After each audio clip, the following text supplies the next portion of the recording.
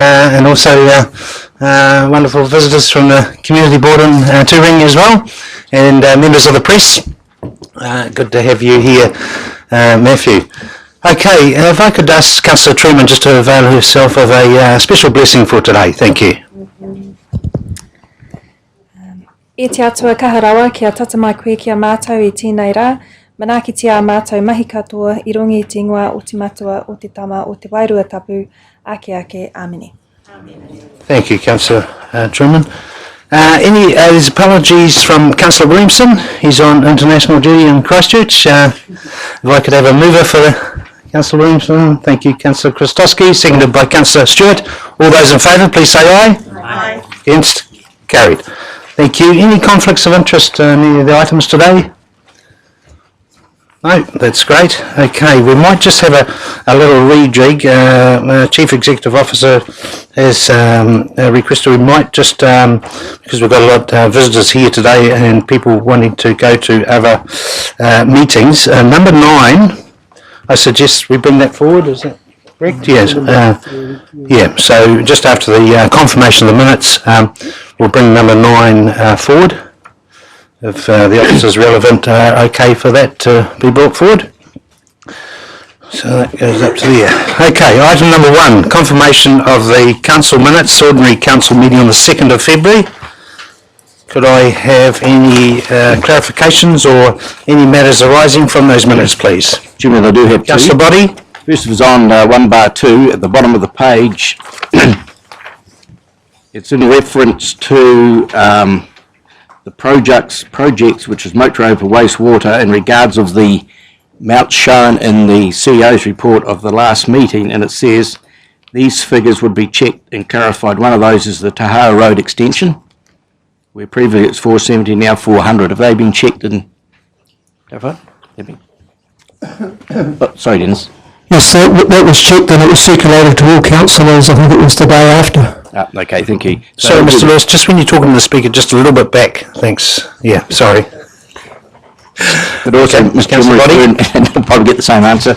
In regards of 1/3, the average length of stay was going to be clarified.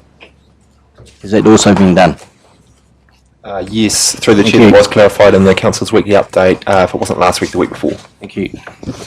Thank you, Councillor Boddy. Thank you, Mr. Samuel. Okay. Could I have a mover for those minutes, please? Moved by Councillor Krotowski and Councillor Stewart. All those in favour, please say aye. Aye. Those against? Carried. Item number 2. The receipt of the minutes of the Turingi Tongariro Community Board and the Fences, Roading, Reserves and Dogs Committee. And also, that's the one the minutes have been tabled in a separate document. Thank you, Councillor Heckling. Your Worship, I'd just like to bring Councillors' attention to the recommendation from the Fences, Roading and Reserves Dog Committee that the amendment to section 4.7c of the Tapo Sports Ground Reserves Management Plan be approved so that the policy reads fresh leases of existing community clubroom sites on Hickling Park may be granted, providing the expiry date is no later than the 30th of June 2030. Just draw that to the attention of councillors. Okay, so that's on page 3 of the handout. Oh, it's item 7. Yeah. Item 7, Mr. Chairman. It's also item 7, will be confirmed in item 7, yep. Okay, thank you, Councillor Heckling. Councillor Krosowski. Can I have a printout of that handout, please? Oh, have you not? Willing? No. Okay. Sorry, thank you. All right, any matters arising from those minutes? Any other matters arising from those minutes?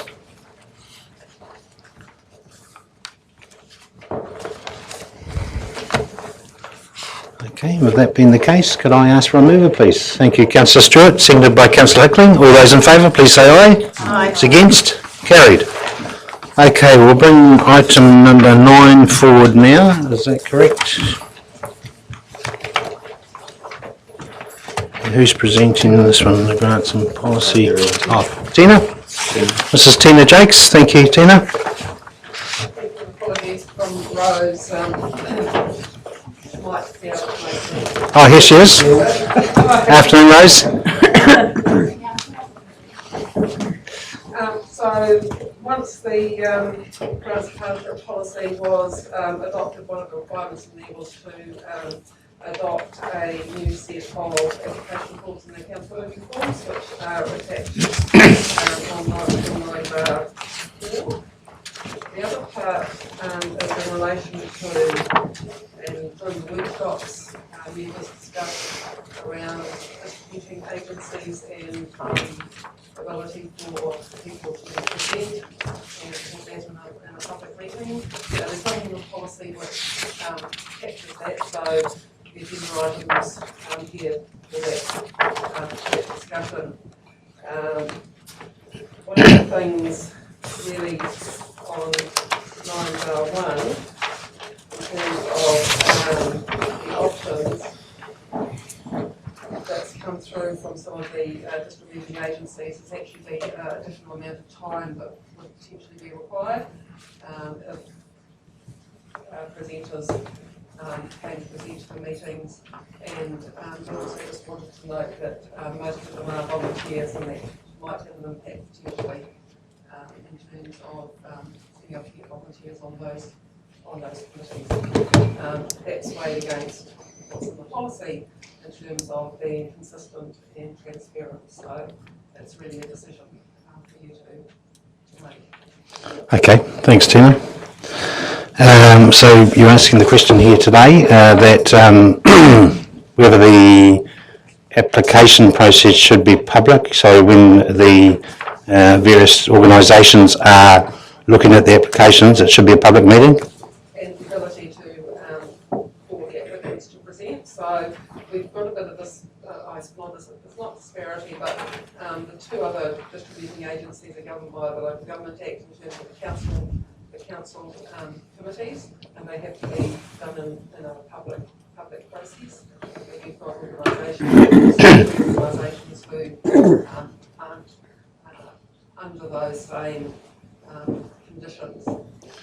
And because of the volunteer nature of these organisations, no doubt they're sounding the alarm that possibly the public process could hinder people's participation in the giving out the funding, I suppose.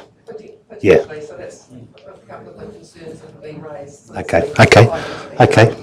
Thanks. Thank you for raising it, Tina. We'll just check here. Councillor Cousins. So, Chair, just my commentary is I think it's a great way of having people connect and greater clarity all around for allowing people to present. So I'd like to move it. So people present, but what about being a public meeting? Yes. Public meeting? It's public money. Yep.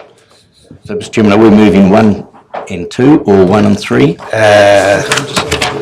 We haven't decided anything yet. I just wanted to get this clarified with Tina, and we'll just hear from some of the other councillors on this. So we're talking about whether the applicant should be in a public meeting or. So the question is, can applicants be able to present, and if that does happen in a public meeting or an open meeting, and the discussions in terms of what we call the deliberations on those, you would say held in an open meeting. Certainly happy with the presentation, the applicant want to present, that's no problem to the committee. I think difficulty around the public, the meeting couldn't get quite broad, I suppose, I suspect, and that's why the concern has been relayed, no doubt. Councillor Stewart? Just again, if the members open to the public and who are presenting, it's only the presenters that are speaking. The public are there just because they're interested, not just because they are interested. So I don't think it would prolong the thing because the public won't be asking questions. It's only the presenters and the people they're presenting to that will be answering and asking questions. Okay. Councillor Jones? Just in speaking to this item, I mean, at the end of the day, these distribution agencies are distributing ratepayers' funds on our behalf. So I think consistency with our policy and the way we operate outside of that should be adhered to. Also, if we talk about policies here that says that our activities must be transparent, fair, and we need to be consistent, then I would support support having those meetings, both an open forum and allowing applicants to present as well. In terms of the effect of time on that's involved with this, as Councillor Stewart has just alluded to, that if there are public meetings, the people in the audience are not taking part, they are just members of the audience, and so I don't really see that there'll be a lot more time. If I take Wairua House, for example, on average they get about 30 applications, so I can't see that would be a dramatic increase in anybody's commitment. And I also think it's beneficial for our communities to see democracy in action, and it can only but increase engagement with those distribution agencies, with their services, and it gives people an opportunity to see what organisations are out there and are asking for help. I think all round it builds better understanding. Councillor Park? Yes, thank you, through the Chair. I completely agree with Councillor Stewart and Councillor Johns.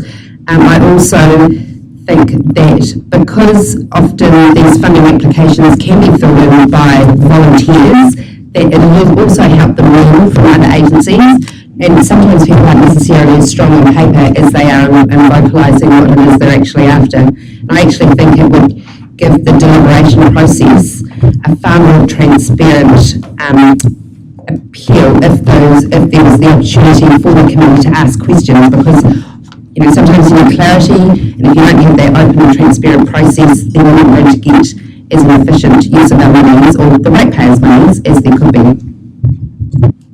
Thank you, Councillor Park. Okay, we have a councillor sort of perhaps on these committees that are going to have funds. We'll see any difficulties with this. Councillor Truman. Yeah, I'm the opposite way of thinking. Like I say, I've been on COGS and I don't know if that's changed since I was on there, but we just have received written applications. I don't have any problem with seeing it being presented to. I think that's good as far as engagement with the community, and you can get to ask questions that you might not have been able to get from the paperwork. But as far as deliberating and deciding where the money goes, I know you've only got a certain amount of money, and so you might say, yes, this group can get this amount, and then come to the end and you've got no money left, so then you've got to go take it off, and you've got to try and justify why you're taking it all off. And it can be hard if you're doing it in the public arena, if you've got someone that thinks, oh cool, we're getting this amount, and then when you get to the end and you're trying to be fair and juggle all these groups, it can be quite hard. So I think, I personally think that it would be, it's So I understand the rule for public transparency, but actually attracting the volunteers to go on as an organisation for putting applicants in front of them and talking about how much money we're going to give you. It starts to get a bit difficult, but I can understand both sides. Yeah, from a campaign perspective, like, so we always have some people that present to us as well as the written applications. So they'll present, we ask all the questions that we didn't necessarily get from the information that was provided, which is really good, and gives you a better handle on what they actually wanted to do. But then at the end, those people leave, and then we discuss it, and that's how it's. So the deliberations are actually done in committee? No, it's not in committee, but most people gone. Everyone's gone, yeah, we can do it. Councillor Hickland?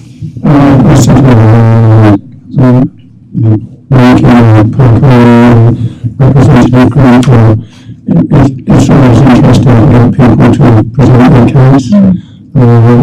Likewise, creative tableau. We've always asked people if they want to present their case.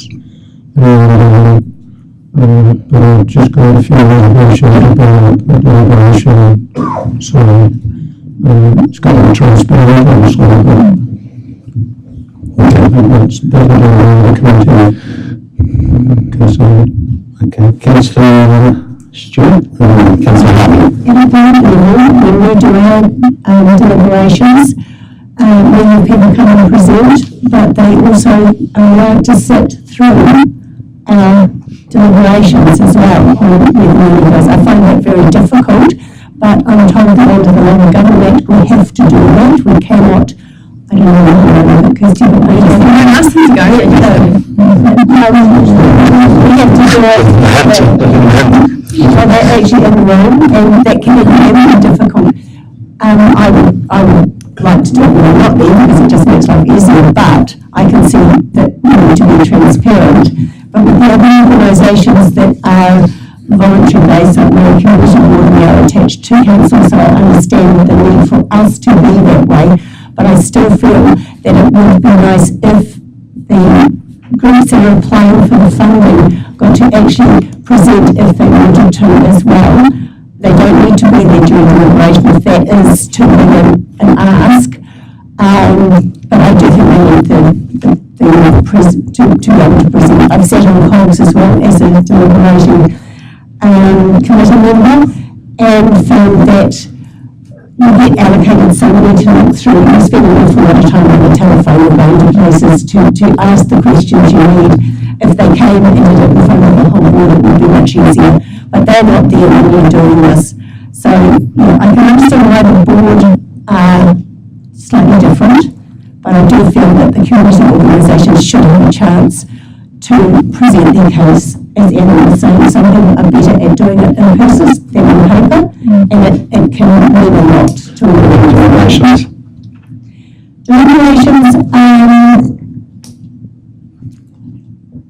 Well, we had to do in public, and I find it's Okay, thank you. Councillor Harvey. I think it's really helpful if the presenter is there to present their case, because yes, when we're doing the community grants, I find it really frustrating if we have questions and we have to go back and ask, and then we have to have another sort of think or an email round. So I think it would be great to have them there present. And yes, if it shows to me that they're really keen and really interested in their grant. So I think it's really important that they should be there. Deliberations, I think that's probably a slightly different thing, but although I think if it's open, it's open. I think it's probably not a bad thing. Okay, thank you, Councillor Harvey. Councillor Krasowski. Yeah. No. I think most of it has been said. I'd be interested in actually hearing what the Act says, what the requirements are as far as deliberations are concerned.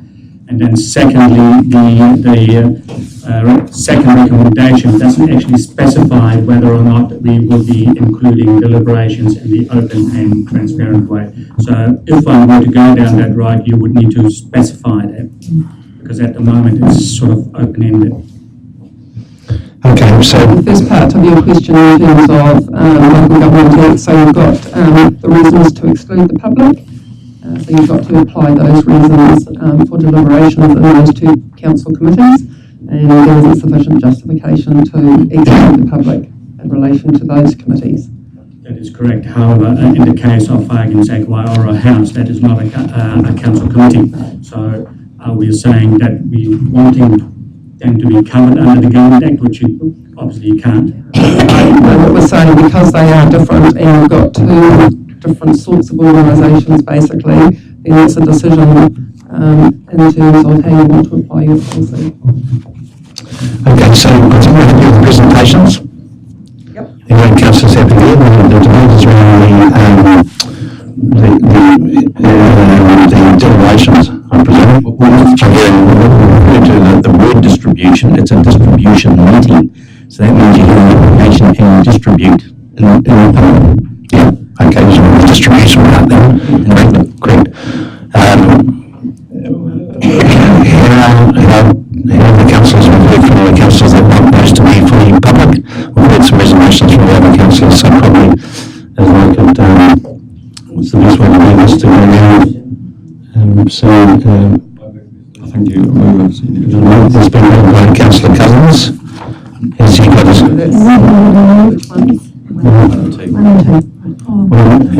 Two? Sorry. Okay. One thing to the next action documents. So, I just wanted to bring up some things. yeah, sure. And use of pages, On line 5, I just wonder, so if you're saying if you're a group or individual, I just wonder whether somebody on there, you should write, like if you're a registered charity member, because that will just show us instantly, okay, that they're, a recognised Sorry, Tina, you then? So if they're a registered charity or if they're an incorporated society or a trust, you know, if they're a formal group or not formal group, it won't affect the application, it just gives us a straight away idea. Also under number 6, number 3, how will this project benefit the community and for the team goals? But in there it's really important to know how many people are funding benefit in that part, like it's got it in the accountability, but when we're giving out the money, it's actually how many people will benefit from it.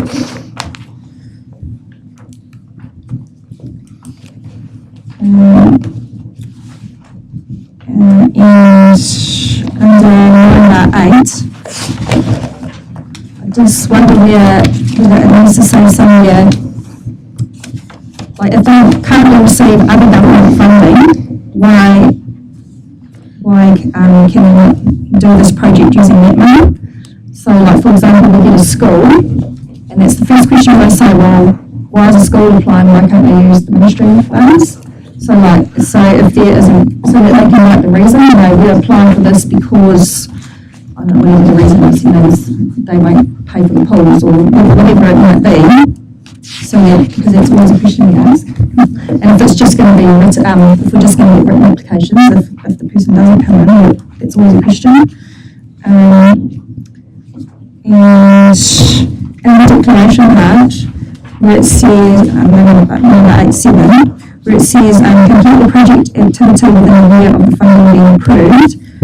I was thinking maybe there was somewhere in here to say something or else return the grant in full, because we don't actually state, you know, if they don't spend the money or don't expend the whole money for the purpose that it was, you know, that they've got to give it back. And the process of how to do that. Yes, Steve, can I just have a bit of clarification? Is it give the whole money back If they don't use it. The portion that they don't use? Well, it depends what it is. Yeah, like if it was given for a purpose and that purpose isn't used, Then you do the whole lot, yes, but if a portion isn't spent, we say we got it for, running costs or something like that, and you didn't use quite as much as you thought, a portion was back. You would have used it for different use, yes, goes back. you really used it for the purpose. Yeah, so if it wasn't used, all of it. Yeah. You only return it, you can't say, if you haven't used it, you return it, you need to clarify that it's for the portion you haven't used. For the purpose, yeah. For that purpose, yeah. Sorry, Isn't finished. Yeah. Councillor Turner? So that was my last one, if it's not fully expended. Yeah, so that first one was if the grant hasn't been used within a year to return it in full, whereas if it's been partly expended, then to return the monies within the 12-month period, you know, at the end of that 12-month period. So that was in number 1, attachment 1, and then in number 2, so in the accountability form, number 12, so it's got here the grant received and the balance remaining. So if there's balance remaining, it doesn't say what to do with it. So maybe if there's a balance remaining, to contact someone to talk to or to put it into a bank account or whatever they're supposed to do if there's something left over.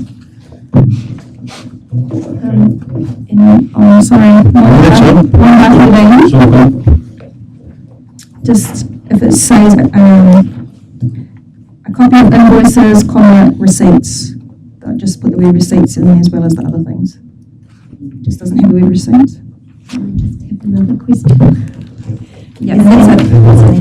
Where it says balance remaining, it says application summary, project events name, then grant amount received, balance remaining. Is the balance remaining not what you have to send back because you've spent it? So that you haven't spent it all, so that would have to be clarified here, balance remaining. And then they've been told to return it. Balance remaining, send back to such and such. Yeah. So I said there's a bank account number or person to contact. Yeah. Send back to us, we should know. Spent, not. I'm just going to ask Councillor Buddy, is a bank statement a receipt? Not technically. Yeah, thank you. Either or, yeah. It's proof though. Proof of payment, yeah. All right, Councillor Stewart, sorry. When we're talking about applicants presenting, not all applicants will want to present. So I don't think it needs to be made mandatory that they do, otherwise your day can be very, very long. And if they feel that they've put enough in their application to support their application, then I don't think it should be compulsory that you present. Yeah, sorry. Just want to clarify. Can I ask the member perhaps a slightly amended to applicants can present the application? And, number two?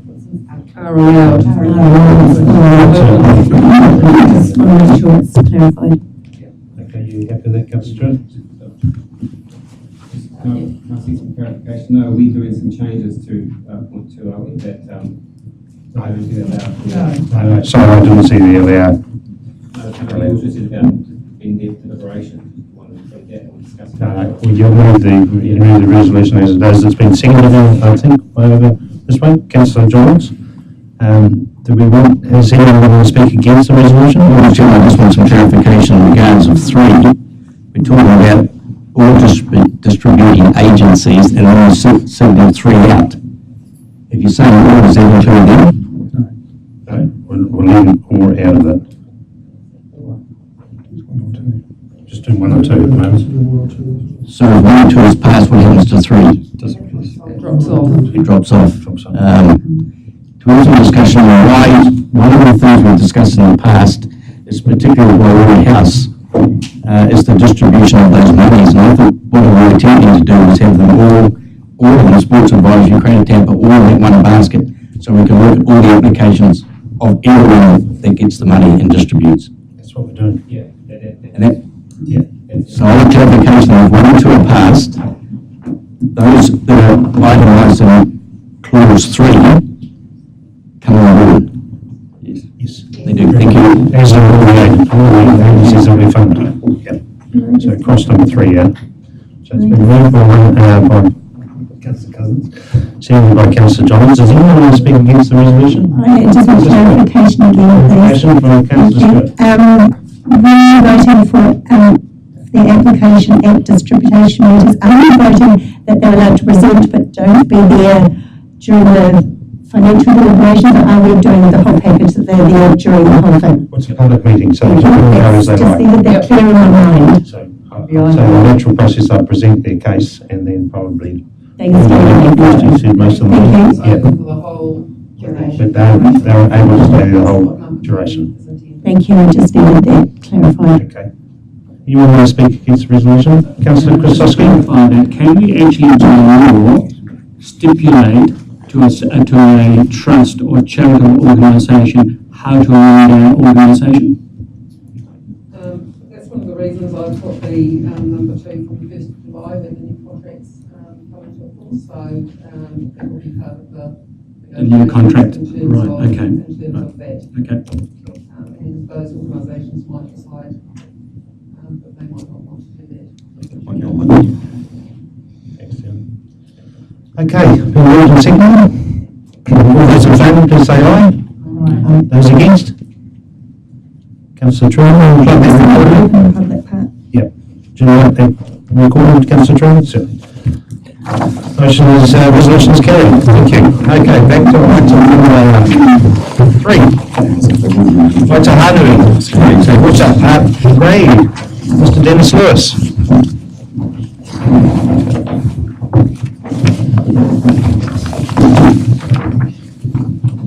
Good afternoon, Dennis. Good afternoon, Your Worship, Councillors.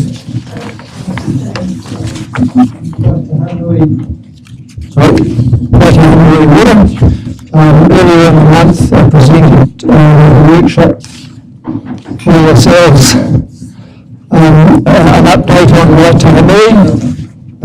Through that workshop, we presented some options about funding, about options for location of reservoir sites, an option for the availability charge, and indicated that we would be bringing something to the February meeting for you to consider for consultation through the annual plan process. During that workshop, we also indicated that we'd be going out seeking further feedback from the Waitangi community and we'll be making it available today. We've got a handout to give to you, and I'll ask Karen to get that. That feedback was only collated, the final information was collated late yesterday. So that's why we're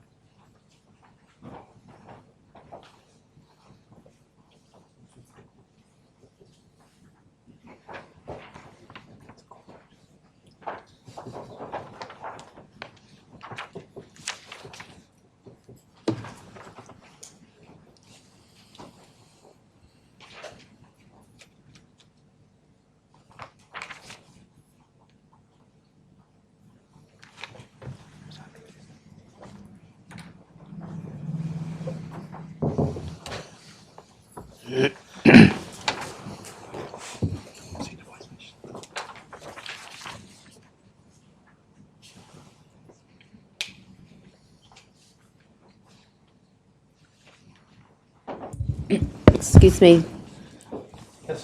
Are you just through the chair? Mr. Lewis, just in regards to the feedback results, you've got 68 for yes, 68 for no. In no, in brackets, you've detailed that there were newsletter Just hold form. the question for a minute, Councillor Yeah, Park, sure. just while everyone's finished, and then we can fire it. Is that okay? Well, just while everyone's finished reading, well, unless everyone's finished reading, have they? Yeah. Okay, just hold fire. Otherwise we'll be listening to you. I know you can't multitask. It's all right.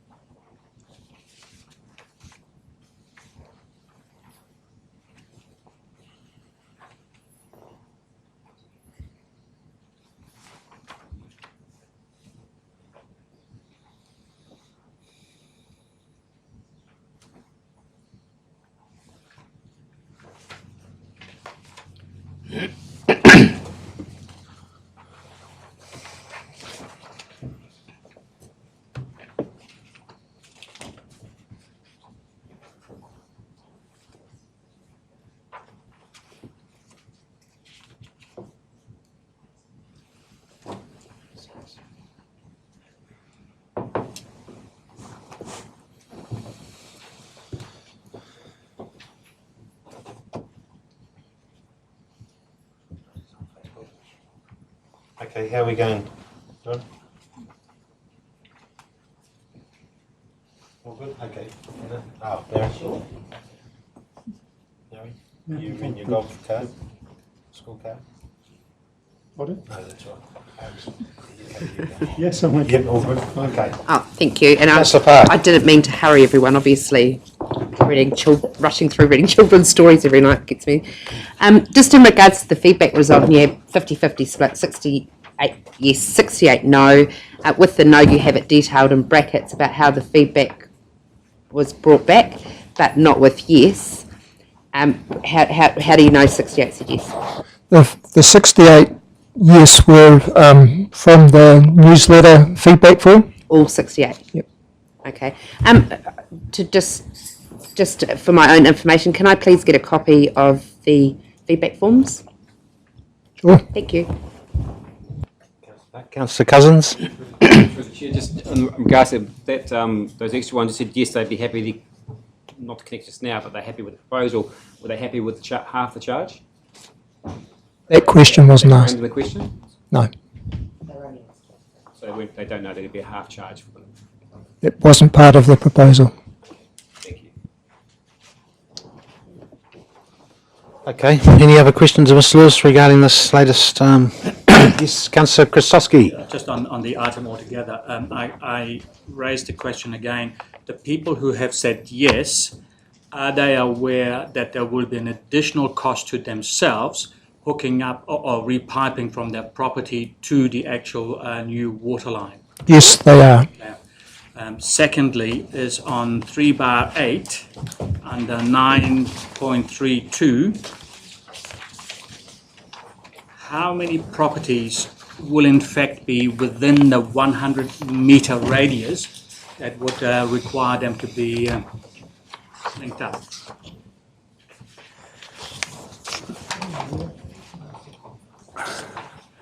All of them. All 243 properties that were within Waitahanui. So none of them will actually get a choice per se. Correct.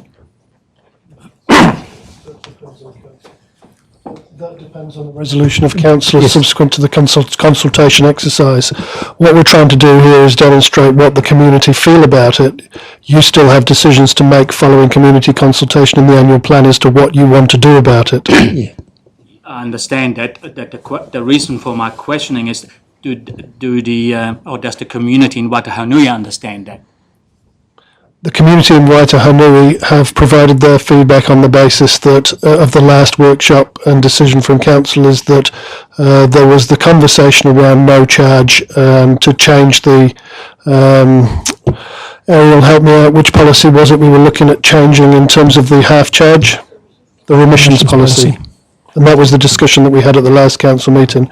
So the Waitahanui community were canvassed on if those changes were to be made, so that then therefore you as a group of elected members are now fully informed as to the best case scenario from the Waitahanui residents' perspective, rather than the decision making process that you still have to go through. Thank you. Thank you. Do you want to carry on, Dennis, or have you got any more to add? Or I'll just summarise what the paper's all about. So what we're proposing, what the option is to, just for members' benefits, the proposal is to pipe water from Taupo to the complete Waitahanui community. That would be funded through the Taupo scheme. That the current half charge if the water line passes your property would be waived, and that's part of that rates remission policy. And that the reservoir was to be located on council-owned land. the impact on the Taupo And the impact on the Taupo ratepayers, if you turn to page 3(4), there is a table there that indicates what impact it would have on the Taupo scheme. But again, from the consultation document that's just been handed out, what that's informing you is that the range that we're looking at from present feedback from the community is that the worst case in terms of the Taupo water catchment ratepayers is that they would be funding up to $5.11 per person per property. And so that is the cost range up to a benefit of 40 cents per property if the rest of the people in Waitahanui that haven't currently responded were to join the scheme. So that was the intention of this information, is it provides you the range of that, the range of cost and benefit that you are probably looking at in terms of the existing feedback that we've received. Okay, thank you. Councillor Park? Yeah, I'm quite happy to move this resolution, but I'd just like some assurance that when going out to consult, that those figures per rateable property in the Taupo ward will be, that they'll all be made aware of those, what they could be, potentially faced with. It's just not going to be words. Right. They're actually shown. Yep. My suggestion also is that when we go out for that annual plan consultations, that we actually physically door knock with the owners of the properties in Waitāhanui and get forms signed to commit one way or the other, so that when you come to make your eventual decision, you will actually know the true figures and we will have the true costs or benefits depending on what those numbers actually are. And just further to that, I did speak to the comms manager about the Connect newsletter that went to Waitāhanui. I've got a bit of a apprehension to the word free. Nothing in this world is free. Councillor Krasowski. Yes, thank you. Another question that lingers in my mind is that if one were to go through this process and the final answer is yes, what kind of precedents will it set for, say for argument's sake, 5 Mile Bay residents and the other smaller communities that are likely to require water? Yep, we discussed that at the last council meeting. It sets no precedent because the intention is in the next long-term plan to have a discussion about district-wide rating, which with the other water schemes that we have around the district, there is a serious need to have that conversation before any of them can proceed.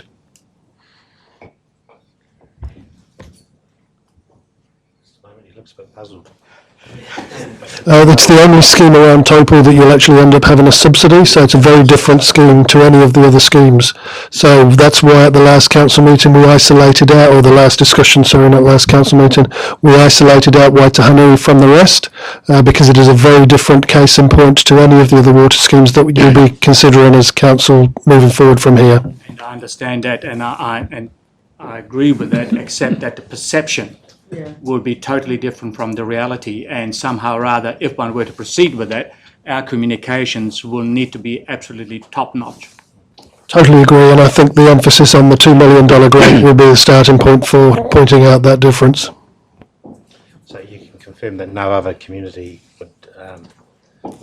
would attract a subsidy like this? Absolutely not. I think we've already asked the question, and there is absolutely no more money coming out of government for any water scheme upgrades.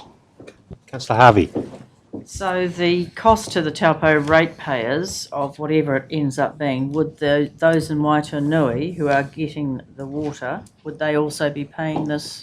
They would also be paying the water rates, which are currently around $450 per property for the Taupo catchment, I think. Yeah, 470. So half the connection. 73.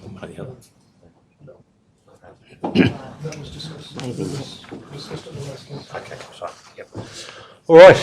Okay, and just the process of this, I suppose. Well, I've got it, Mr. Chairman. I'll have a few questions. Councillor Body. Where do I start? Sorry, I What, thought you'd been a bit. what I find interesting in this whole concept that we're looking at, this started before most of us as councillors' time, and I refer to a letter dated in June 13 that was written to the Ministry of Health, and what I found interesting reading it out was because of the original, and this is one of my questions, if there's 37, 38 or 39 properties, depending which document you read, are part of the District Council's water supply scheme, does the Ministry of Health acknowledge that their 1.9 million is going to connect persons that aren't on or part of that originally 39, 37 or 38 properties? That is why the grant originally was for $300,000 for the 37 properties. It was then discussed with the ministry to extend that to the whole community, to offer the opportunity for the whole community to connect. The problem was with the original scheme, with the 37 properties, it would have ended up with a water rate for those individuals of something around $1,500 each per year, which is clearly unaffordable. So the ministry encouraged council to apply for a much larger scheme to spread the costs over a much larger number of people, i.e. the Taupo catchment, to bring those water rates down to the level of $450 odd per property, to make it an affordable scheme for the greater good rather than a very costly scheme for a group of people that could not afford it. Could I then, Mr. Chairman, just go along in regards to this letter, and it talks about an alternative option. What it states is, this is an alternative option that can be explored further. Please note that this option is neither consulted with community nor council. And even though I read the new figures that have been presented with us this morning, how much time do we waste as a council, waste is probably the wrong word, of officers' time, when a majority of those in that area has signalled, yes, if it's free, but they won't connect? what's the outcome for us?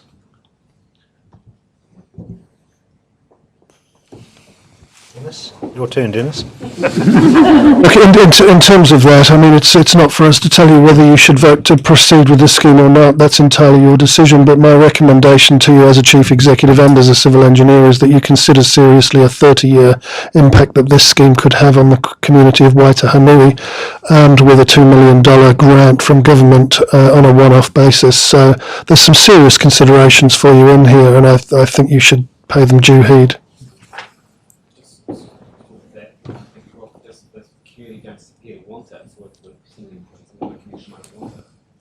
Again, my recommendation is in listening to the community, and I've not engaged directly with anyone from the community, although my staff have, and they have reported back to me. There are some genuine people that want to live off-grid in the Waitāhanui community, and I, for one, respect their choice to do that. However, when they move on and pass their properties to their siblings, children, whatever, and as properties change over time, council has the ability to impose whatever restrictions on those properties at point of sale or at point of water bore replacement, where in 30 years' time we could have a whole community on a wholesome water supply, which is the long-term outcome. So again, I recommend thinking longer term than we possibly are thinking at present. Sorry, just Cousins? So you're saying council can lawfully impose on a property at a point of sale whether it can be sold or not based around water supply? Council has the ability to pass bylaws or make resolutions in regard to its remissions policies, and it would be the remissions policies that suggest that you don't apply the half charge, for example, that you could have as a timeline imposed within the remissions policy, or you could have a resolution that says once it's sold, this property then will become subject to the normal policies of council. I'm not saying that that's what we'll do, but those are the sorts of things that you can discuss moving forward, because with infrastructure schemes, council obviously has to recover the costs the best way that it can. Councillor Boddy, did you have any more? Well, Mr. Chairman, one of the other things I find of interest in the agenda item, it mentions that if we don't proceed with the subsidy, we could be in breach of a contract with the Ministry of Health. Is that documented anywhere? Because I would assume that if you decide not to take up subsidy, what the penalty would be? Dennis, you may be able to answer that for me a bit more fully, but I would say there's no real issue in terms of a contractual obligation. We just have a moral obligation that we've applied for something that we subsequently then don't use, but I wouldn't see there to be any penalty per se. The contractual obligations were outlined in the paper in that same paragraph. So I realise that. Mr. Menhina. Chair, just to clarify, Councillor Dennis, Jollins. on 3/6, it says council has signed a subsidy agreement. Failure to progress the subsidy agreement contract would be a breach of contract. That's correct. So what would be the penalties for that breach? There are no penalties. If we had taken up the subsidy and started spending the money, we would have an obligation to pay that money back. We haven't spent any money thus far. Mr. Menhina. No money to hand back. If you look at the bigger picture, there's a need for a water scheme heading out towards Waitāhanui. We've got the triangle block, which we're looking at marketing. You'll see by that handout there is a school at Waitāhanui that the water is so bad that they actually have to take bottled water into the school.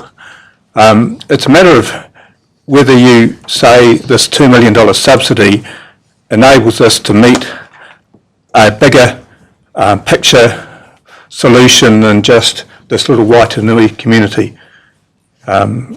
So I think take a step back and just look at that bigger picture and say, really, let's consult on the basis of what our future needs are. Thanks. Thank you, Mr. Menhina. Okay, any other questions or queries of Councillor Harvey? I'd just like to concur that we've just got to be careful that we don't make a decision just based on now. And a lot of people, like the residents included, probably are just thinking, I don't need it and I don't want it. However, we do have to plan for the future. And, you know, it's like anything, lots of debates that are going on at the moment over all sorts of changes. Dare I say it, flags and so on. Flags. But, you know, like lots of people just make a decision because that's what they think. And they don't think about others around them and what might be needed for other people. You know, we have to be careful that we've got to make a decision for everybody. And, you know, some of these people probably don't even know that they need it. You know, it's the next people coming along that might need it, and we've just got to think ahead. Thank you, Councillor Harvey. All right, so there's a recommended resolution there. Mr Chairman, could I just... Moved by Councillor Park. Could I just finish off? I accept what Mr Manhattan says, but at the last meeting we discussed if persons wish not to connect up, and it might be 5 or 10 years down the track, what sort of, none of us have discussed it yet, what sort of payments will those people have to make if they don't hook up now? Well, again, I think that that's something to discuss when you finally vote to proceed or otherwise with the scheme. But again, I re-emphasise the fact that a lot of the people that don't want to connect have their own bores, and they're perfectly happy with their own bores, even though from our perspective we know that those bores do have higher levels of arsenic than certainly our town wholesome supply would have. When you're faced with a community that doesn't want to join a water scheme because they believe that they are perfectly adequately served, the question then falls upon yourselves: do we want to force a community to do something, or do we want to work with a community to achieve a greater good? In terms of achieving that greater good, bores don't last forever. So another opportunity could be to say, once those bores are replaced, because people need to apply for a consent from the regional council to re-drill a bore, if those bores are needed to be replaced, you have the choice of a one-off connection to the water supply, or you can replace your bore. But after that point, you will therefore pay in the future. So you have lots of different pinch points or lots of different contact points in terms of that community to force an issue down the track. But the key to get the scheme in the ground is to not necessarily force the issue at this particular point in time, because as one of the councillors has pointed out, a longer 30-year view of this sort of issue is that those people that today don't want the water and possibly don't fully understand why they don't want the water will be different decision makers in 5, 10 and 20 years' time. Councillor Hickling? I second the suggested resolution, Your Worship. Okay, all right, it's been moved and seconded. Does anyone want to talk against the resolution? Well, I don't want to talk against it. We've talked about the ability of that community to pay, hence the subsidy, and I look at a small community within the Taupo area, Wairaki, whether they will have the ability to pay, whether it's a $1 more a year or $10 more a year. So I'd like to have those factors that if we do pass the resolution, that they're available when we get to discuss it in the annual plan hearing. So we've got all the facts and all the figures. Through the chair, just to support Councillor Boddy's comment, I think I'm more than happy for this to go out for consultation and for the wider community to comment on this, but I think it's really, really important that we're very, very clear on the facts that we put forward to the wider community, and we don't just say we have to meet the drinking water standards. The drinking water standards say you need to take all practical steps, and in that mix is cost and affordability and what harm would happen if it didn't happen. So I think those facts need to be presented in a clear manner to the ratepayers so they can make an informed decision, and on that basis I'm happy for it to go to consultation, but not leading down a path. Okay, I just want to comment on that because there was one factual error in that. The fact that there are 37 properties that we have an obligation to upgrade to a wholesome water supply and meet the drinking water standards. So we have an obligation in Waitāhanui, and it's one that we can't avoid. It says all practical steps. It's irrelevant. There are no all practical steps when it comes to council-run water supplies. Replacement and upgrade of the scheme is the only practical option that is accepted by the ministry. I would debate that, but... Councillor Cousins? Yeah, I'll probably debate that too, sorry Rob. I don't want to stop from going for consultation either. My only concern is that we do treat these people with respect. They do know what they want themselves, and the fact that we're talking about we've got to educate them is probably a little bit...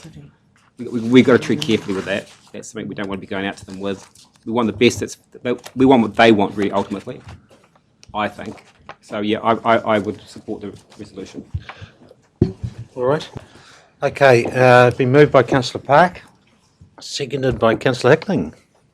That we go out for consultation. Does anyone want to? It's pretty clear there. So we'll go out in the annual plan. Process for that will. Mr. Chairman, we are able, under the long-term plan, I thought the Act says minor amendments. This is a major amendment in our rating policy. Let's confirm that. It's not deemed to be a major LTP amendment. The fact that we're now going to have one part of a community pay for another community to have water by rating the existing community is not a large differential in the rating policy? To the tune of a potential maximum of $5 per property, it's not deemed to be a significant issue, but Ariel, you might be able to have some comment on that if you... So, excuse me, Mr. Chairman, so the 860 that was in our agenda papers is incorrect? Again, we will consult on that basis, but with the feedback that we have received so far, we are looking at an envelope between $5 negative for the total ratepayer or 40 cents positive for the total ratepayer, but the full figures will be disclosed during the consultation exercise. Ariel?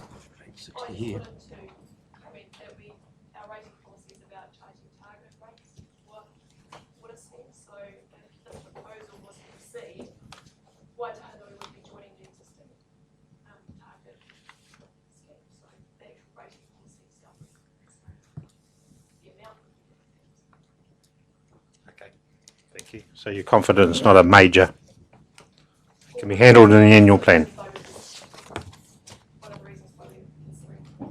It was also part of our long-term plan platform was that we were consulting with the Waitāhanui community, so we're just continuing with that consultation exercise as per the long-term plan. Okay, thank you. Thank you, everyone. It's been moved and seconded. All those in favour, please say aye. Aye. Those against? Carried. Mr. Chairman, could I just make the comment? Peter Dunn came out recently and said no more subsidies to small schemes. I've been talking to Western Bay of Plenty on this issue. Is it not time that yourself and the Waikato mayors got together as part of the mayoral forum and looked at what small schemes are going to be facing that councils may or may not have to pick up? Yes, Waikato mayors, in fact national mayors have been campaigning on this for well over a decade, probably longer, probably 20 years. There's been campaigns from local government New Zealand to obtain more subsidies for water.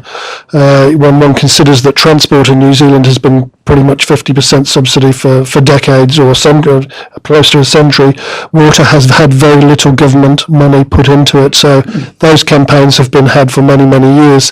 I think the issue and the response from government at present is that CCOs operated on a regional basis, asset-owning CCOs are the way to fund that funding gap and that service provision. So if we were to have a debate at a mayoral level with central government on that issue, that debate would revolve around the regional response in terms of an asset-owning CCO with that CCO's ability to borrow against a far larger balance sheet, carry far more debt, and therefore be able to construct the works that need to be constructed by spreading the cost across a whole region. So it's well and truly underway as that debate. It's been had for many, many years, and I, for one, will certainly push that debate, as I'm sure Mr Mayor will be pushing that discussion as we travel around both the New Zealand and the region. Well, Mr. Chairman, the reason I raised it, last year at a council meeting, I mentioned Water New Zealand's comment that was put into the information we get on a 2 or 3 times a week basis from Water New Zealand. Also indicated that smaller the councils were pushing back on complete compliance. And talking to a member of Water New Zealand this morning, who is a staff member of Bay of Plenty, he's a utilities manager, he's also on that committee, and they'll be taking it up. Are we going to liaise with them as a local government group to get a good outcome? Well, again, when I was on the board of Water New Zealand, the push was for regional CCOs to deal with that issue. So I don't know if Water New Zealand's changed their position, but it's only 18 months since I was sat on the board. Thank you. Okay, item number 4, extension of contract. Dennis, you're still in the chair. I've got them for a little longer. There are the next three items are all for extensions of contract. Yes. The first one is extension of contract 1112/069 streetlight maintenance, seeking an extension of a further 12 months. for that contract, with no increase in the contract cost. Principal reason for that is that the amount that's within the contract value, that this is the second year of a 2-year extension, and when it was extended 12 months ago, we haven't used up all of the money that was allocated or approved in that extension. Okay, any questions? Just through the Councillor chair, Jollins? Mr. Lewis, so just to confirm on this particular item regarding street light maintenance, there are no cost escalations required for this contract. The contract includes cost escalations, but that is included within the amount that's indicated there. Essentially what's happened is that we haven't done as much in the way of replacing bulbs and that sort of thing during the last 12 to 18 months than we anticipated when we put this item up in February last year. Thank you. Councillor Krasuski. On a technical question. Last year, I think I raised a question of replacing bulbs with LED lights. Are we on track with that? We are looking at the replacement with LED lights. Once this contract expires, so this is the last 12 months of the contract, we would be looking to see what opportunities there are in the next streetlight maintenance contract for LED replacement. There are a number of different funding models out there to enable that to happen. Okay, so it's not possible on this one. Thank you. We will, in terms of LED light replacement, we're also working with ECA and Waikato LAS in terms of developing a scheme to improve the quality of lighting through LED lighting and making significant savings. Thank you. If you've got a spare 30 minutes, I'm more than welcome to beat your ears about what we can... Trivial question, Dennis. Who do we ring when the streetlights are out? Like when there's, various, like I'm at Chesham Avenue, there's two been out for about 6 months. You ring the customer service centre. If it's during working hours, you'll get hold of the front desk. After hours, you'll get the after hours call centre, and they issue a service request to the contractor to repair the streetlights. Councillor Park, was it over Oh no, there? it's okay, thank you. Anyone else? Okay, there's a suggested resolution there that it's broad spectrum, previous Transfield. The contract sum. Over mover, Councillor Hickling, seconded by Councillor Krasuski. All those in favour, please say aye. Aye. Against, carried. Item number 5, extension of a contract for road marking. Your Worship, this is again another contract. We have a 3 + 1+1. We're seeking extension of 1 year of the contract and increasing the contract sum by $100,000, principally to allow for the road marking that is now on Waireki Drive and Napier Road. Those items weren't included in the original contract quantities. Very good. Okay, any other questions about road marking? Well, just the general one, I think, Mr. Lewis, we've discussed this before, like if it's a sealing of a road, periodically after that it's checked. I noticed a lot of the around town when they're doing the lines, particularly on give way signs, they're only painting one line, and then when I made inquiries, they said, they come back and follow the other lines up. I don't believe that's been done. What sort of monitoring do you do on road markers? I have a contract supervisor that before any, while the contractor is doing the work, he is monitoring a sample of the work, and then when a contract claim is forwarded for payment, we then also test another sample to make sure that what they say they're doing, they are in fact doing. Thank you. All right. Councillor Jollins. Thank you, Your Worship. Mr. Lewis, I'd just be quite interested in your view. I know one of the key drivers of the overall costs for council are the general economy, particularly in context of oil prices and bits and pieces. That's often why I get hammered home about how important the LGI is on the CGI and bits and pieces. But I guess the question I pose to you is the market has moved significantly in terms of some of those hard costs than it was in previous years, and not necessarily so much for this item 5, but maybe more for item 6. should we not be looking to go out and test the market because the market conditions have changed? I'm thinking of taking staff costs aside for going through the tender process. Could we achieve some savings in this new market conditions for these costs? I'd throw that challenge at you. There is no... Does that make sense? Yeah, absolutely, and it's something that we certainly give consideration to before we put these items up to council to give consideration. There is no guarantee in any market that you're going to get a better price.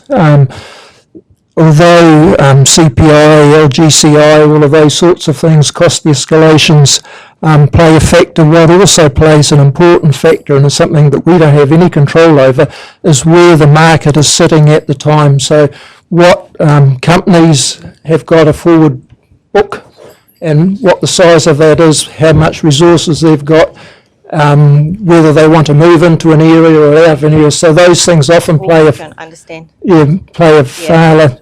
Yeah, I guess just the simple question is this a good time to test the market rather than roll over a contract? Could we save the ratepayers some money?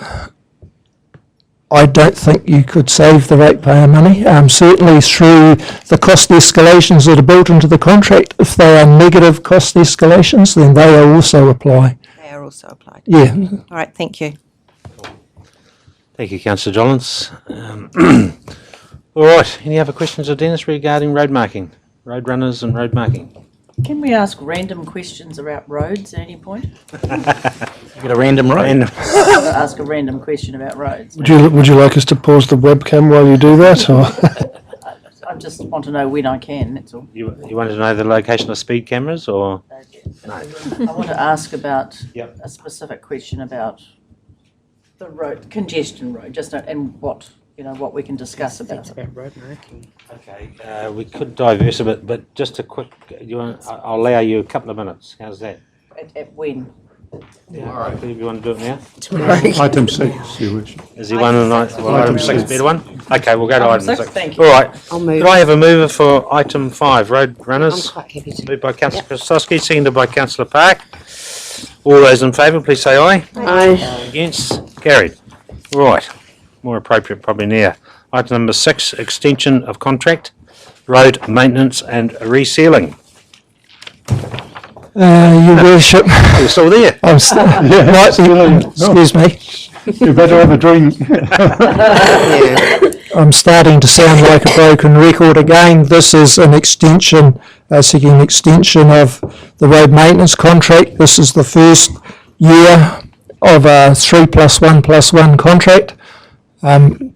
We are also seeking an additional funding for this year and increasing the contract value for that 1 year extension.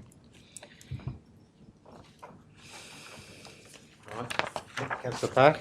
Yes, thank you. I just, I had a brief discussion with Mr Menhenant about this, but the first part of the resolution is an increase of 750k plus GST for a 3-year period, which is to end very shortly, so it's a retrospective amount on an already approved contract. It's not retrospective, but it will cover the period from March through to June. Right, so is that unbudgeted monies? You're No. asking for an unbudgeted? No, it's not unbudgeted money. It's all within the budget. Essentially what it is, that when the contract was written, the schedule of quantities, we try and assess how much dig outs we're going to need to do, how many mowings we're going to need to do, how many edge marker posts we need to replace, and we've got it a little bit wrong to the tune of about 250,000 a year. And so the cumulative effect of that is that the contract, we need an extra 750, but it's within the budget. So is anything else going to miss out? Because No, so we're just lucky that you have such a huge buffer in your budgets. it's not a huge buffer. That's all. It's more of a comment than a question. Thank you. Just to give councillors some comfort, because I knew this sort of question would arise.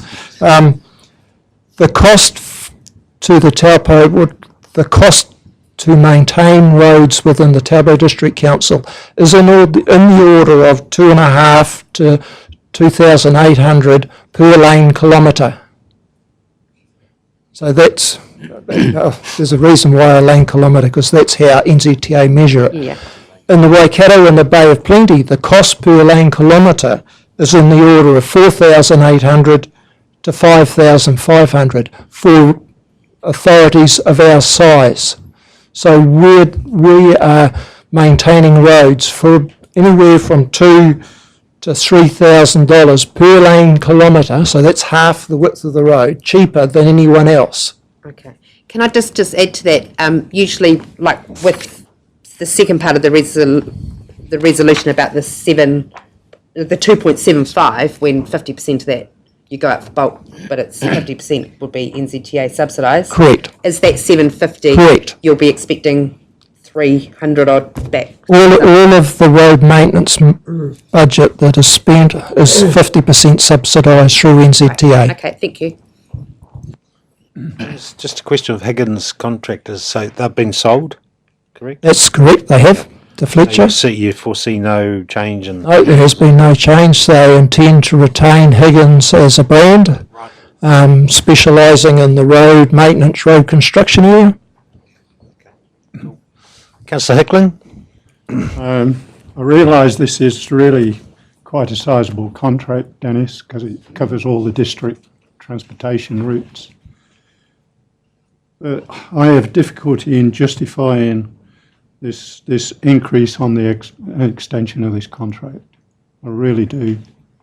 2.75 million is a lot of extension.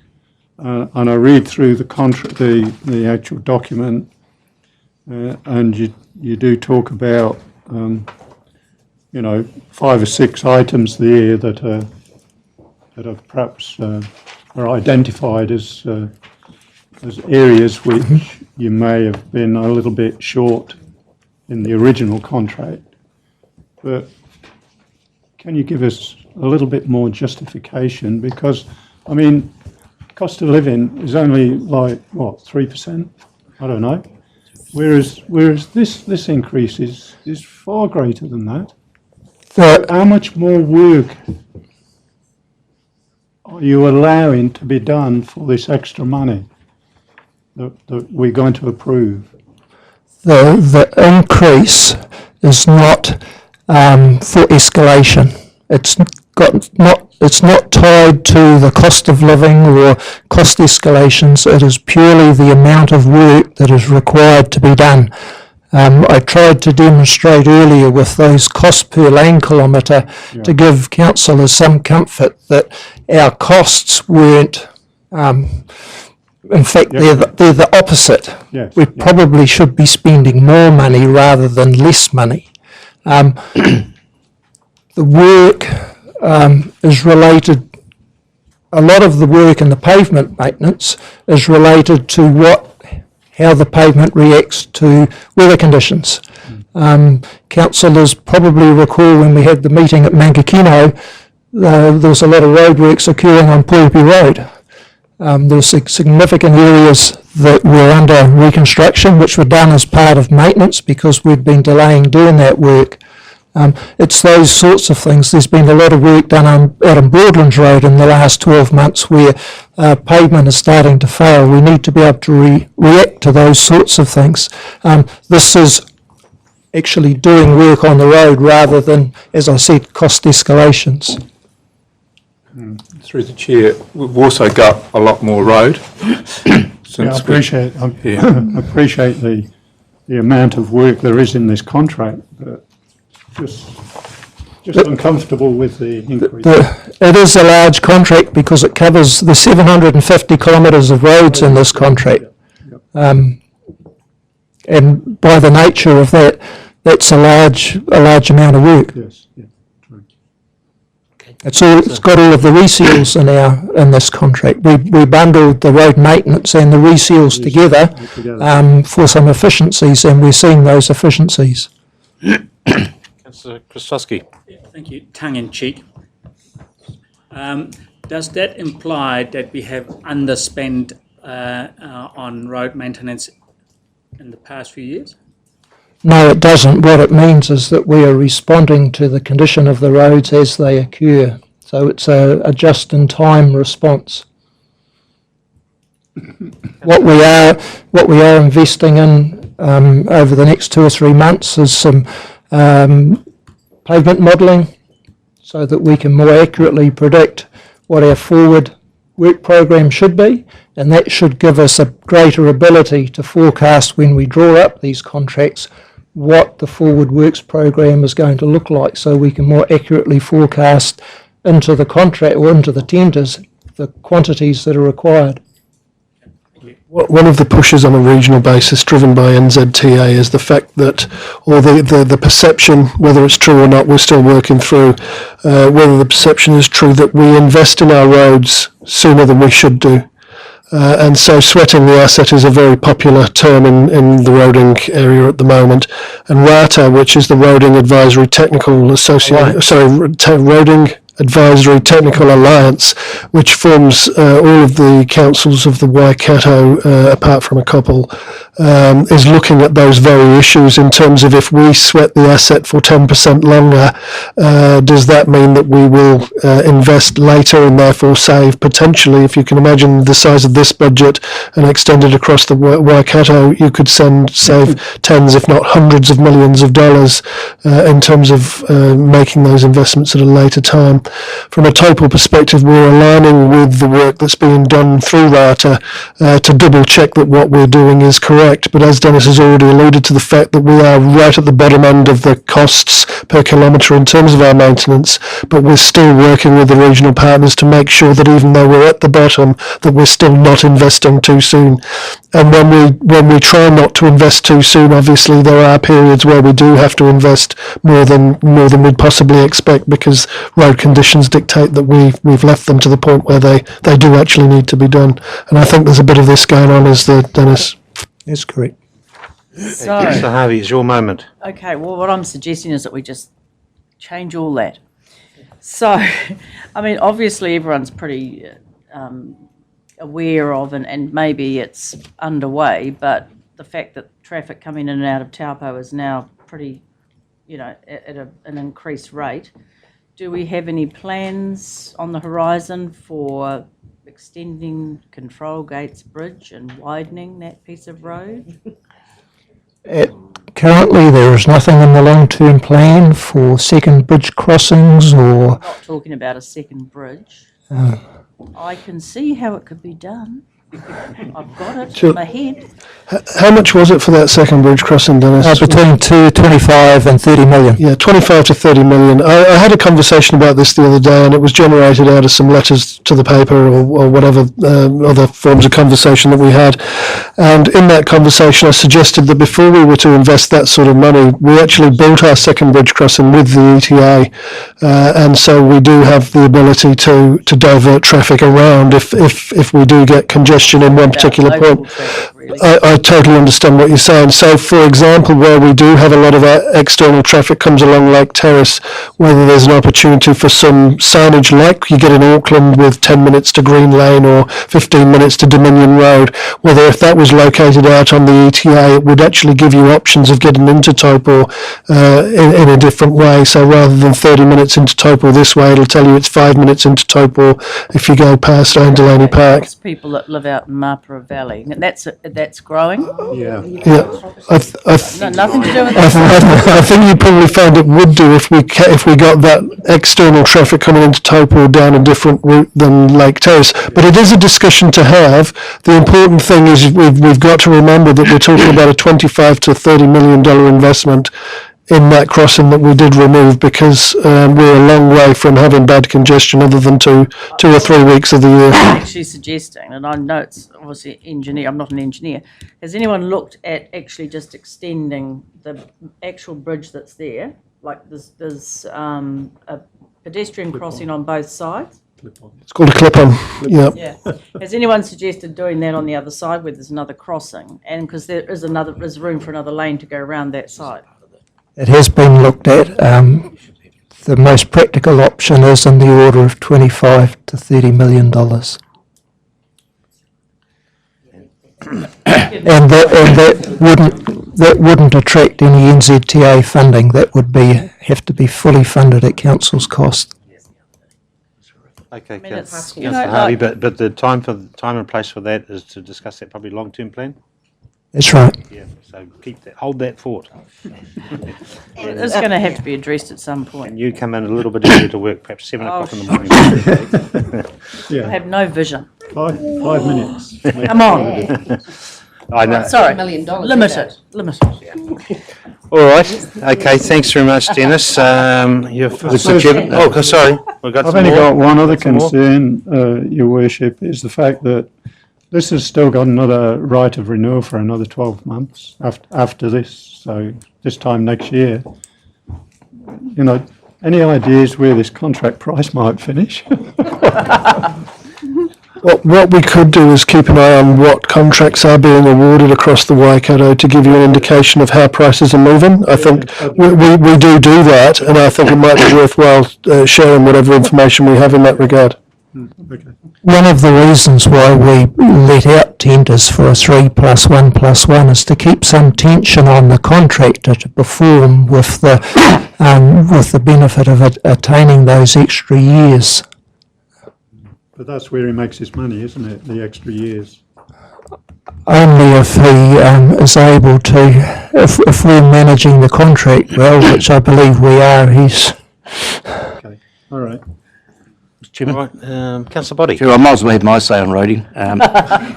What I find interesting, Mr. Lewis, is the fact that we're asked to put an additional funding of $750,000 to cover additional expenditure over a 3-year period. Now, I wasn't here when the contract was actually done. If it was in July 13, you would have gone through the same standard tendering process as we always do, we go through it.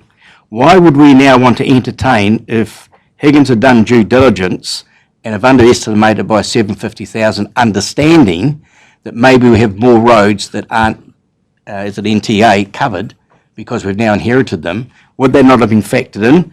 Secondly, I take what Councillor Jollins was saying before in regards of reduced costs, particularly with the price of oil, that over a 4-year period, if we take the increase that's been asked for, it's 2.61 million. They're asking for 2.7. And could I also remind you that this was the contractors that did the lakefront footpath, which 76 metres has had to be uplifted. And today, by chance, coming back from the hub, I walked across the street where that crossing is on the corner, and 2 lots of that concrete has already got cracks through it. What I'm really getting to, I won't entertain 750,000, and I believe this will test the market if we take it out for tender again. Just want to correct a factual inaccuracy there. It was actually Fulton Hogan that were responsible for the lakeside footpath, not Higgins contractors. I apologise for that then. But you get what I'm saying? The 750 for something that's taken place? The 750 is, as I explained earlier, is for additional works that were required that we didn't identify at the time we put the tender together. When we put a tender of this size together, we try and assess how many square metres of dig-outs, how many square metres of rehabilitation, those types of activities, how many square metres of reseal we're going to take over the next 3 years. It is a prediction of where we're going to go. What I'm saying is that we didn't get that prediction right. We need to do to the value of 750,000 more work on the roads to maintain them in their current condition. It is not a cost escalation. It is purely more work. Brought in because we now have a different piece of highway? That's only part of the story.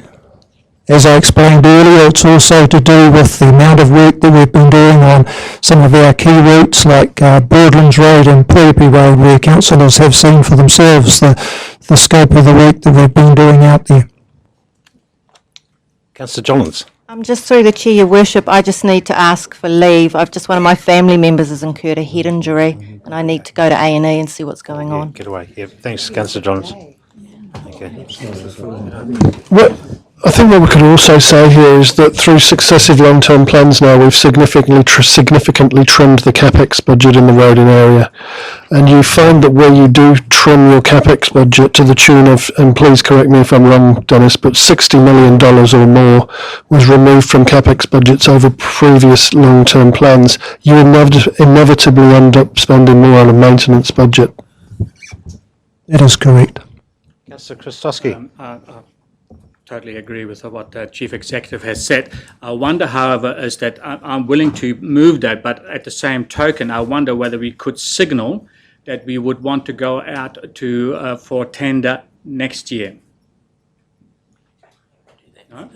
Well, sorry, Worship, just quickly through the Worship. I think what we'll task Dennis with doing is just finding out what prices are, what's happening with prices in the Waikato and probably the North Island, because there's plenty of tenders out there to be able to gain an assessment of where prices are going. And certainly with that information that we'll provide you, we might be able to decide that yes, it might be appropriate to go out to retender next year, or it may not be. So let's arm you with that information first, and then let's have a discussion down the track as to what possibly might be the right thing to do. As long as we don't leave it too late. No, that's right. I was going to say, that's my concern, that, because I know how long it takes for new contracts to be built, and we've probably run out of time for this year, but I concur with Bernard to at least look at it early. I hear what you say, and it's a large sum of money, so let's get that circulated and move forward. Thanks. Councillor Park. Yeah, just to add, I'm sort of with Councillor Bernard, but it also just gets me how everything is right down to the last cent, but they just want this rounded figure to the end of the contract this year. And as long as you can assure us that that money you think has been expended correctly, appropriately, and efficiently, I'll leave it alone.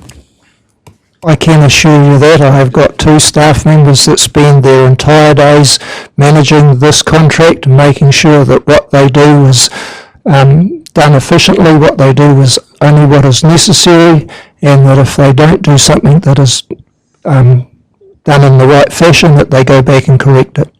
Thank you. Happy to second the resolution. Thank you very much. Been moved by Councillor Bernard, seconded by Councillor Park. So the recommended resolution, Your Worship, 1 and 2. will that be minuted in the minutes? Yes. Yeah, but we want to. Yep, okay, that's fine. Yep, all right. Thank you. Shani, all right? Okay, all those in favour, please say aye. Aye. Those against? No. Could have it recorded, Mr. Chairman? Certainly. So motion is carried, but dissent recorded from Councillor John Boddy. Okay, item number 7. Proposed minor amendments to Taupo Sports Ground Reserve Management Plan, Hickling Park leases. Have we got a conflict here? No, Your Worship. Just checking. I've already brought to the attention of the councillors the recommendation from the FRED committee. So I think we're all aware of those dates now. Yep, cool. Good afternoon, Nelson. Good afternoon, Mayor, councillors. The Reserves Manager, nice to have you here. Do you want to comment on the item, please? Only to say that this is a relatively procedural matter. The authority to approve management plans and amendments to management plans sits with council. It's not delegated to the FRED committee, but the FRED committee have heard the submissions, they have deliberated, they have made a decision on what the change to the management plan should be and have communicated that to council in the form of a recommendation. Would you like me to read that recommendation out, or you have copies? That's all right, we can see that. That's the number 1? Yes. Yeah, the one that's in the minutes. Yeah. In the minutes. It's in the minutes, that's right. So the committee is essentially recommending that the management plan be amended slightly to provide for an extension to the existing lease period for the community leases on Hickling Park to the 30th of June 2030. And that was a pragmatic decision that they took in order to give those lessees some comfort, some security, without necessarily giving them the full term extension that they were asking for, which would tie that land up for a significant period of time. That one, re-emphasises that. Yeah, cool. So number 1 on item number 7. Okay, any questions of Alison? Sorry. Councillor Body? I'm just going to move it. Yep, okay, so it's been moved by Councillor Body. Any? I just wanted to add something to that, further to what Alison just said. It wasn't only to give them some but not all that they asked for, it was actually to line up with LTP processes and other big picture stuff. So just wanted to clarify that, because it wasn't you can have it but not all of it. There was a lot more thought that went into that whole process.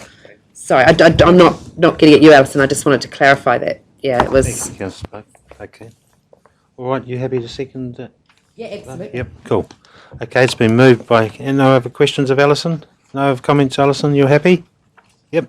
Okay, been moved by Councillor Body, seconded by Councillor Park. The number 1 there on page number 7. All those in favour, please say aye. Aye. Against? Carried. Item number 8. Submission on the shop trading hours amendment bill.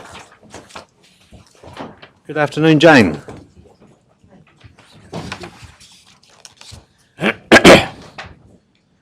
Okay, Jane, the floor is yours. Hi, I'll take the report as read, and are there any questions? Any questions? Submission, pretty straightforward. No questions? Okay, so it's we've already put this on, have we? Yep. So endorses the submission. The Economic Growth and Infrastructure Select Committee. So we'll just send the submission down? It's already gone? Good. Okay. Do we need any representation at the Select Committee or not? I had no input from anyone suggesting that. Okay, cool. Good. Okay, recommended a resolution there. Thank you, Councillor Cousins, seconded by Councillor Stewart. All those in favour, please say aye. Aye. Against? Carried. Item number 9 is done. Item number 10, Topol China Trade Delegation. Good afternoon, Chloe. Chloe Walker, Business Manager. I'll take the bulk of the item as read, but I thought I'd just kind of cover a couple of points quickly. So this is a project that we've been discussing for a number of years. It's been on our project plan to look at leveraging our relationships with China to support Topol businesses. We held a COI on the 23rd of November. A number of the councillors attended that, and that was well attended, and had a reasonable amount of interest from the business community. So there's a building support for them with China, and following that we put out an expression of interest form, and we've had over 15 now expressions of interest in joining a delegation of this nature. The sectors good. And I can't obviously mention the businesses at the stage of the confidentiality, but the sectors we're looking at are tourism, agriculture, dairy, manufacturing, importing, geothermal and horticulture. So so basically I'll take that question that is read and answer any questions from you. Sorry, Chloe, was tourism one of them, did you say? Yeah, cool. So, and the businesses pay themselves, So complete costs? to all of their own costs to attend. And we're also including a charge to send a translator up with the delegation. Obviously, we make sure that we've got appropriate support in market, and that includes training before the delegation will go to China with Auckland, debrief afterwards, and also what we're looking to do is to charge an administration fee as part of that, which really is to cover the amount of time and costs that council to put together a delegation. Thank you, Chloe. Okay, Councillor Park?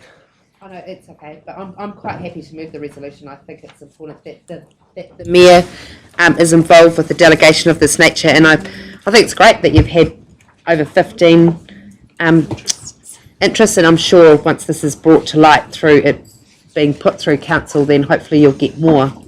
Great, thanks, Chloe. Okay, any other questions of Chloe? Mr. Chairman, I always have a question on China. Always. I'd just like to raise the point, I'm very relaxed the fact that the delegation will be made up of self-payers, and it won't be an impost on the council. The only impost that we will have will be the mayor going, and I support that as the head of this district, if it's a district-wide business community. I do question the costing and the reasons for, and there's one other after this, for the mayor to visit Fengling and Nanning. I do not believe that to support the progression of the feasibility study. That's fascinating. So I'd certainly be against that. I also have a look at your conference itinerary, and I'm just interested when this delegation of business people are going to have the chance to meet one-on-one with those persons in tourism, dairy, and that sort of thing. Having been, well, I won't continue, but that's another question that I've got. Yes. To answer that second question first, it is a challenge to make sure that we provide value for the individual businesses, and that's what we're about. We're not about this is not a civic delegation, it's a trade delegation, and it's there to support the businesses to come up to China. Obviously, we've had an invite to bring a trade delegation up, which includes some civic elements with our friendship city, Shaoxing. What we're looking at doing, so basically when that boils down, if you pull that all in together, it's one day of civic activity, the 25th of May, and then the 24th of May is just in the evening. So where the itinerary is sitting at this stage is we're looking to head up to Shanghai first, meetings with NZTE, MFAT and a number of businesses in Shanghai, through to Hangzhou. We've got some dairy businesses we're looking to visit there, through down to Shaoxing. Obviously, we've got a civic day there, and then we're arranging for business meetings. So we've just actually hosted the Trade Commissioner to Guangzhou here yesterday, and he's supporting the delegation in terms of creating those meetings. We're working with the Foreign Affairs officers for each of these areas, and we're being very clear that these businesses need to get return on investment and benefit. Not all of them are wanting to have one-on-one business meetings. Some of them are wanting to go up there to understand China, to go and understand the market. But there are some very clear outcomes that the businesses are wanting to achieve, and that's what we're making sure that we can arrange. Thank you. And Mr. Chairman, will we receive reports back from those individual delegation members? Or is the funding themselves, is that something we can Probably ask? not. No. That's the one I asked my second part of the question. So will you receive a report back from Will the we businesses? receive a report on the connections that the delegation, just for our own interest, as we are sending the mayor? Probably, I wouldn't look to get each of them to do an individual report themselves for obvious reasons, and I'm sure some of the relationships would be confidential that they may make. But we will be doing a post-trip survey, and one of the big pieces I mentioned before is that we're doing training in advance and also a debrief afterwards. So part of that training is to be very clear on the objectives for those businesses, and then the debrief is to make sure that we've actually achieved those and been able to support those businesses. We will definitely do a report, which no doubt I'll bring up to council after we come back. Thank you.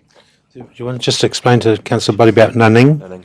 Nanning, Yes. Sorry. Councillor Buddy Thank you. queried I was Nanning. just pointing to me saying that I didn't mention that. Oh, so I think okay. the Nanning piece is, again, it's when David and I went and visited Nanning last time, it was incredibly well received, and it really did help to further that relationship.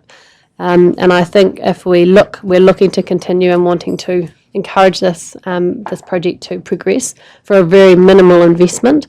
I think we should definitely consider visiting Nanning as well and just re-showing our support. Since we did that visit, we've built a relationship, I mentioned before, with the Trade Commissioner and also the Consul General. So they've also offered to join us on that trip. So what we'd be doing is we're just further enhancing that relationship and the guanxi that exists between Taupō, Nanning and that business. So Nanning is the home to the Fengling project? Home of the Fengling project, So absolutely. can you give us a quick update on that, or is that still... So that's still in feasibility stage at the moment, and that's where it's sitting at from that perspective. The expenditure on that programme is well over $1 million. Well over $1 million. So it's a major investment in Taupō District, regardless of whether it progresses further or not. It's still a major investment. Yeah, and obviously we want worth to... the mayor saying hello. Yeah, we want to make, put it as strong a foot forward and to progress that project. Mr. Chairman, for anyone else, just on that issue, have anyone been monitoring the successes of that company at the moment, where their share market sits in the trade? I noticed in the first quarter of 15 they had a decline net profit of 73%. I haven't followed that because I'm having great difficulty getting into that part of the market. But I'm just wondering how they are progressing as a company in China at the moment with the way China is. I understand that they, and very similar to you, this is not an area that I have expertise in and obviously can't access that, but we have had an agency look at this group for Enterprise Great Lake Taupo on their behalf. I understand that they are undertaking a major acquisition at the moment in China. They are purchasing another large MDF manufacturer, which will actually make them the largest MDF manufacturing company in China. And in our opinion, that'll probably actually put them in a stronger position for their Taupo wood processing investment, because they'll have a larger balance sheet in which to leverage capital off. So our understanding, from what I understand, things are looking very positive. But thank you. Christowski. Thank you. Just very briefly on those 1,000 tourists, are they still on track to come here? they are, absolutely, yep. The vast majority of them will be rich Chinese business people, won't Absolutely. That's the intention, yep. High net worth, absolutely. Question answered. Hopefully they're still rich. Yeah, that was rhetorical. Councillor Stewart. I'd just like to pass the resolution. Anyone else? Councillor Cousins? Through the chair. Two things. The due diligence or the feasibility study for that you're talking about, how long has that been going on for now? I think formally it's been going on for 7 months. 7 months? Yes. Which is not unreasonable for a project which is $400 million, I don't think. Second thing was, you mentioned about costs in here for the mayor, 2,000 to 4,000 for two people. This doesn't seem very much. No, so the reason is because we've been able, that admin fee will cover a significant proportion of the cost to take the mayor and advisor up. It's an election year, so I assume we'll be going economy? He's going to start. No? We flew economy last time, I can assure you. We did It was 7 flights in 5 days. It was hard work. That's a fast flight. It's normally 13 hours something, isn't it? Pardon? Normally 13 and a half, 40 hours? Yeah, about. I think it was 12. Yeah. Anyways. All right. Okay, there's a suggested resolution there. Expected you too. And I think Councillor Park moved it, Yep. did you, Oh, Councillor? yeah, And yeah. seconded by Councillor Stewart. All those in favour, please say aye. Aye. Against? Carried. Thank you all. Okay, thank you. Thanks, Chloe. Item number 11. Minor amendment to significance and engagement policy. So we're just about there, councillors. So one more item. We can have a hello, Ariel. Hello. Good afternoon, everyone. This report is just about making a minor amendment to the significance and engagement policy. It's a technical amendment so that it's clear that when council is adopting a final policy or plan, it is a significant decision, but the expectation is that compliance will have already been achieved with the relevant decision-making requirements in the Act. Very good, Ariel.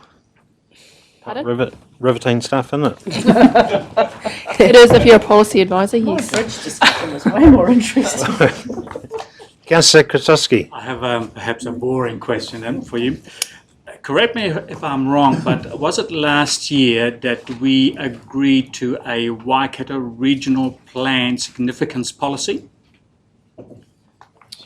So one of the things that has been happening across the region is that we've been working in collaboration with the other councils to develop policy templates that everybody in the region would be able to understand.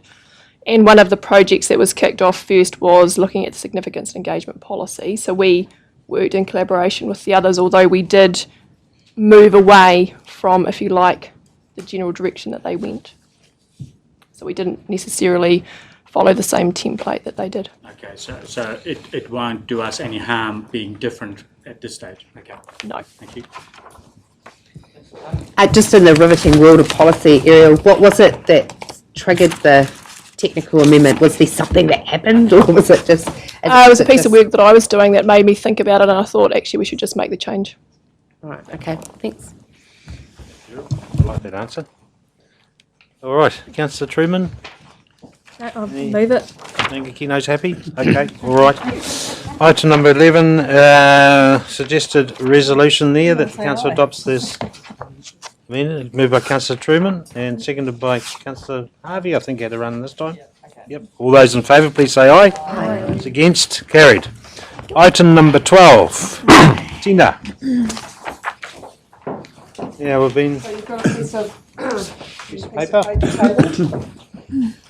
With just some additional changes since the agenda was printed. So the first one is really just making sure that we got the name correct for the ad hoc committee as opposed to a council meeting.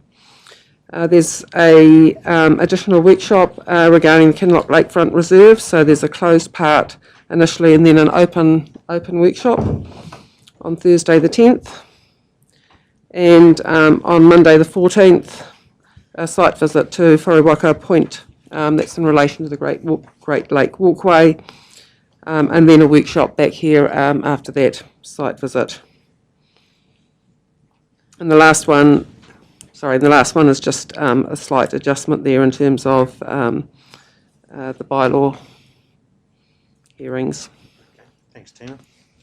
And then opportunities, conference and professional development opportunities. Yep, so I've had nobody come with anything in relation to that. Requests here. And then the last one is just tidying up an error that was made when we adopted the meeting calendar late last year, just in terms of timings for the local government conference. So it's a suggestion to alter the council meeting dates. Okay. Your Worship. Amendment to the meeting schedule. Okay. Can I just have clarification on that, where you've got the council meeting bylaws, hearing and deliberation? Yep. Is that the ad hoc committee? Well, it's a depend one, because the submissions close at the end of this week, and at the moment there's very little in terms of submissions. So potentially we could have the hearings on the Monday, and then have a special council meeting to adopt them, rather than have your ad hoc committee doing that. Okay. Yeah. So that might change to a special ad hoc committee. We're just not quite sure. Yeah. Yeah. Okay. Thank you. Yeah. Okay. Chairman, I have Thanks, Tina. question. Councillor Boddy. My first question, Mrs. Jakes, is that the Kinloch Lakefront Reserve, the first part of the workshop, is closed. Yes. Why? That's to get some legal opinion to you. You remember that we brought to you in an open session a judicial review application. This is bringing back the legal advice you asked us to go and seek. Okay. Secondly, down at the bottom, we're going to have those changes in council meetings because of the conference. I just want to check that the meeting that's been changed from the 26th of July to the 2nd of August will contain all financial information, etc., up till in the CEO's report to the end of June, and the same with the August one. Would that be correct? So effectively, we're waiting for the information to the 2nd of August instead of getting it on the 26th of July. So the same information that you would have got on the 26th of July, you'd get on the 2nd of August. Through the chair, we can't guarantee at this particular point of time you'll have financials through to the 30th of June, because that's the end of the financial year, and there's a lot more work in producing that information. You'll have it till the end of May. Through you, Mr. Chairman, even though we're going back another week to the 2nd of August. A week is neither here nor there when it takes a good 6 or 7 weeks to do your year-end accounts. So the 23rd of August meeting, which we're now holding on the 30th of August, will have till the end of July? You'll have till the 30th of June, yes. Thank you. So you'll have them at the 30th of August meeting. Yep. All right. So that's that. Suggested resolution there. Those change of dates. Yep. Do we talk about the local government conference now, or do we do that next meeting? No, we'll bring up a item. An item. Okay, good. Okay. All right, no other questions? Yes. Just one, so there'll be a full council meeting on Tuesday, the 30th of August, and when is the last sort of sitting date for this triennium or the last? It'll be in September. I can't remember what date we put in September. Yeah. Oh, right, okay. So it's still another month. Yes. Okay, thanks. All right, lovely. Thank you, Tina. All right, suggested resolution there. Could I have a mover, please? Thank you, Councillor Truman. Seconded by Councillor Harvey. All those in favour, please say aye. Aye. Against? Carried. Item number 13. Members' reports. Will they be able to be handed in to Shani here? Thank you very much. All right. I'll have a recommended resolution that, did you want to? Oh, yeah, just to add, yesterday I attended along with Gareth, we went to the Waikato Plan Joint Committee meeting, and it was really productive, and it's at a point now where a draft has been endorsed by the Joint Plan Committee, and there will be in the next 2-3 weeks a workshop just to update elected members as to where it's at and to seek any sort of comment before it goes back for adoption. Okay, thank you, Councillor Park, and thank you for attending that meeting on my behalf. Much appreciated, Mr. Green. Thank you. All right. Yes, Councillor Christowski. Christowski. On that, before it gets adopted, do the prospective councils have an opportunity to view it and endorse it before the other council? Yeah, just sorry, through the chair, thanks for the Mayor Hardacre. It was for her sort of at the last moment that is happening, and that's why it's going to come back in it's been endorsed by the Joint Committee.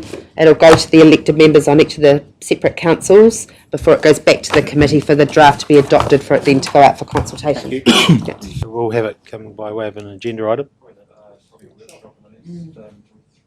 Okay, cool. When that gets back.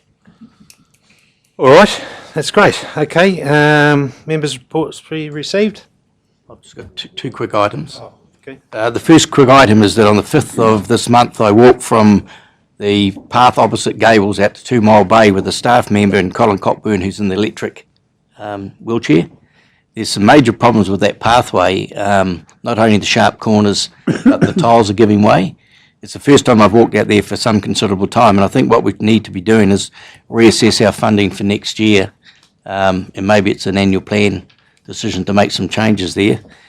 The other one is, and this is a little bit disappointing, Access had a community event on the 18th at the event centre, because we're going to have the audit in town on mobility access, and it was very, very poorly attended, which is a little bit disappointing. And it was advertised to, I believe, councillors. I may be wrong on that, but anyway, that's coming up shortly.